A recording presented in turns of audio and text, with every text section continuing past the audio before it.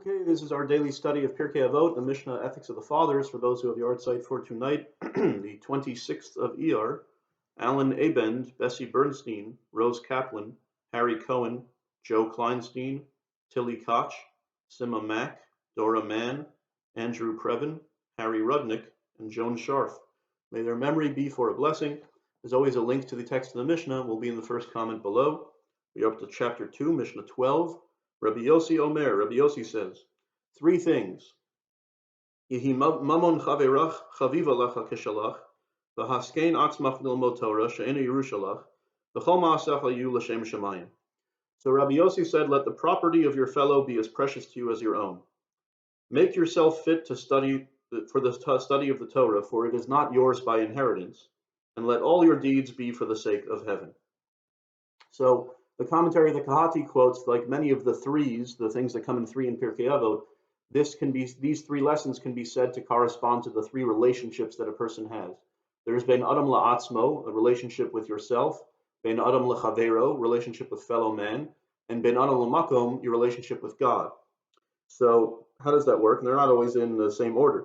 But let your fellow's property be as dear as your own. That's relationship with fellow man. Prepare yourself. Make yourself fit for the study of Torah. That's your relationship with yourself, right? Through the study of Torah, you perfect your character. And let all your deeds be for the sake of heaven. That's your relationship with God. All of your deeds should be for God's glory, for the sake of heaven, to do the right thing. Of course, there's some overlap. Whenever you do the right thing, you're also doing what's right for your fellow person and for yourself, right? But it's a question of emphasis. L'shem shamayim, for the sake of heaven, recalls or mentions God a little bit more. Okay. So going through each of these in order again, let the property of your fellow be as precious as that of your own. So the Kahati quotes the Avot de Rabbi Natan. So here's a fun fact. This is Pirkei Avot, the Ethics of the Fathers, but there's a whole other version of this tractate in the minor tractates, what's called the minor tractates, the stuff that was left out of the final version of the Mishnah, called the version of Pirkei Avot of Rabbi Nathan. You know, it's like, I don't know, a part two or an alternate view, or whenever you have a movie that's from someone else's perspective. I don't know what to call it. But anyway, it's just fun to look at that sometimes as cross-references. No one really knows about that. And that's really just the same statements in Pirkei Avot, but it's a little bit longer. So the longer homiletic stuff was sort of left out of the final version, which is more pithy. But the commentaries will often quote, oh, the Avot de Rabbi Natan, the version of Pirkei Avot of Rabbi Nathan, elaborates on this a little more. So, and right, the rabbis were wise. They knew to keep it short, or else people wouldn't listen. If you want the longer version, Avot de Rabbi Natan. But okay, the Avot de Rabbi Natan says a man should consider his property, his fellow's property, as precious as his own. You might have thought this would mean like you see your friend's briefcase in the street, pick it up and return it to him. That's kind of basic. The Avot de Rabbi Natan elaborates. It's talking about his livelihood. Like if someone is going to lose his job due to slander, how does it put it? Just as a person will not allow his capital to suffer disrepute, so should he fend off any slander concerning his fellow's earnings. That makes it a much more serious statement, right? It's not just if you find your friend's stuff, return it to him. That's obvious.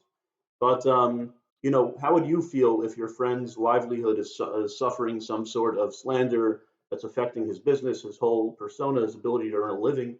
You should feel empathy to the level of, what if that happened to me, God forbid? And that makes it a much more serious statement. Okay. Then make yourself fit for the study of Torah because it is not your inheritance.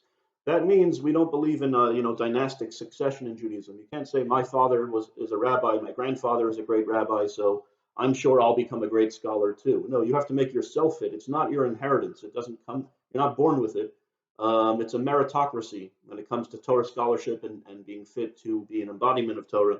You have to make yourself fit for it. And finally, let all your deeds be for the sake of heaven. You should always do the right thing. I mean, that's kind of obvious, but you should always ask yourself, am I doing this for my own ego, my own aggrandizement, or am I doing it for the sake of truth? And that's what the right thing could actually be expressed as. How do you know you're doing something that's right? If it is true, because the rabbis say elsewhere, Chotamo shel HaKadosh Baruch Hu emet, the seal of God, S-E-A-L, the seal of God is truth. A seal is like a king used to have a signet ring that he would stamp, or like the seal of the state of Kansas, for example. A king has a stamp. This is his stamp.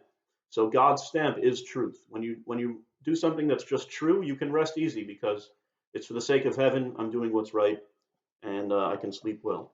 Okay, With that, we will say the Malay.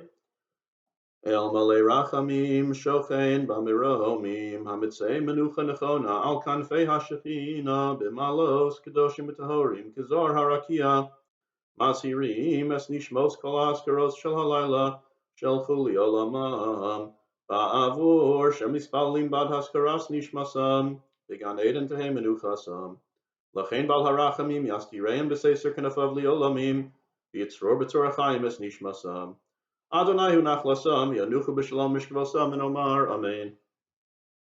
O God, full of mercy, who dwells on high, grant proper rest in the wings of the divine presence, in the lofty levels of the holy and pure, who shine like the glow of the firmament.